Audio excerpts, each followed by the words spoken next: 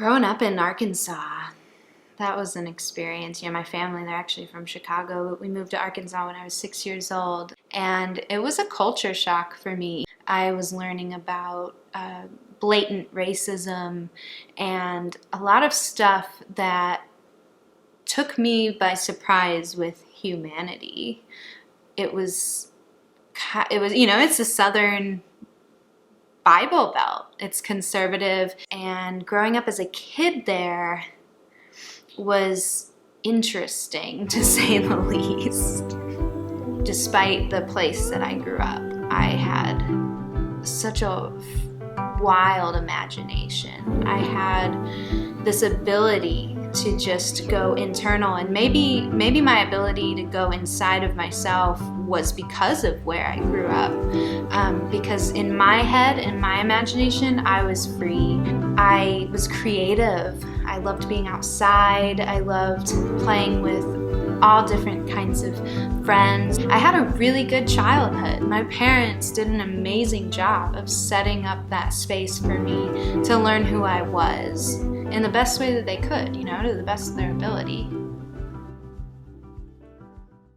My first experience with the real world was a big slap in the face after I went to college and fell in love with a drug addict.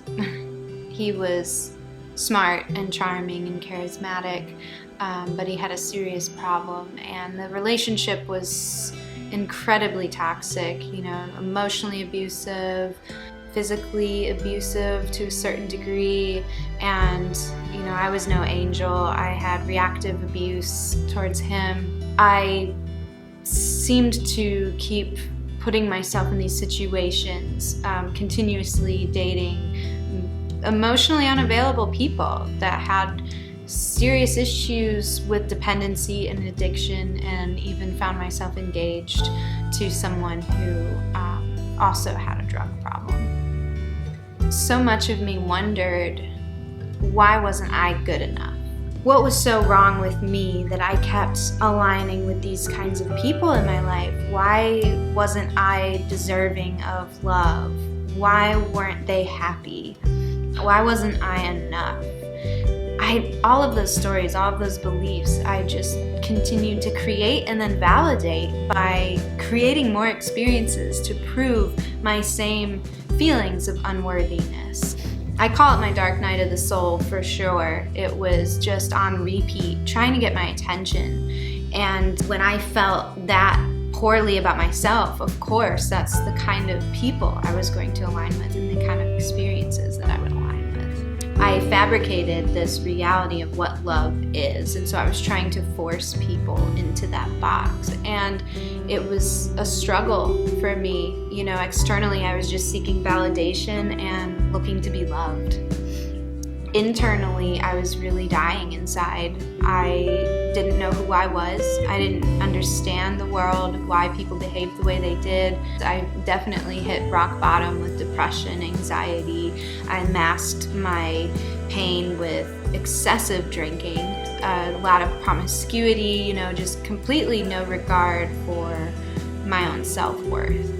I think after a while, enough is enough.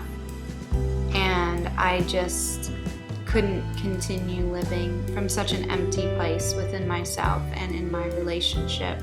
I just said, you know what? Fuck it. I've got to get out of this place. I've got to get out of this place, place, not just the physical location. I have to break this pattern. I was looking up ways to travel, and that's when a friend of mine said, well, have you considered the Peace Corps? I decided, you know what? It's in alignment with the values I was starting to learn that I had, and it got me away from where I was. I knew it would put me in a place where I could actually be a part of something and help people, and I knew that they would help me too. So I applied. Within a few days of making the decision to join, I applied, and I carried on through the next few months through the interview process and got my first acceptance letter in April of 2013 saying, congratulations, you've been accepted to serve with the Peace Corps in Namibia, Africa. So bright-eyed and bushy-tailed, just like super excited about the world, to discover things, discover myself, I went to Namibia. I just fell in love with my village. I lived in a mud hut with a grass thatched roof. I had so many friends right off the bat. I had students as I was an English teacher. I felt like I was at home. But 6 months later, all of that was just completely ripped out from under me when I was beaten and sexually assaulted by a group of men outside of my village in my nearest town. I almost died that night, and it was, obviously without words, the most traumatic experience of my life. I had to leave Africa and go home. I had to be with my family. I needed to receive some psychological care, some physical treatment as well with doctors, and it was a blur. The 5 months home went by really quickly, and I knew that if I didn't go back with the Peace Corps, that those men would have won. So I decided to relocate, and the Peace Corps ended up making the choice for me and relocating me to the country of Tanzania. What transformation did you go through after agreeing to relocate to Tanzania to finish your Peace Corps service? It was like a breath of fresh air. Like I was the creator of my reality. I could take ownership of my experience, my healing, my journey, and I knew that if I went back, I could start over. And this time with the point of awareness that I had gained through all of that darkness, all of that trauma, after finally facing it for the first time. And little did I know that that would have ended up being the best decision of my entire life. Little did I know that something so beautiful and so bright would have came from the darkest of thunderstorms. Little did I know I would meet the man of my dreams.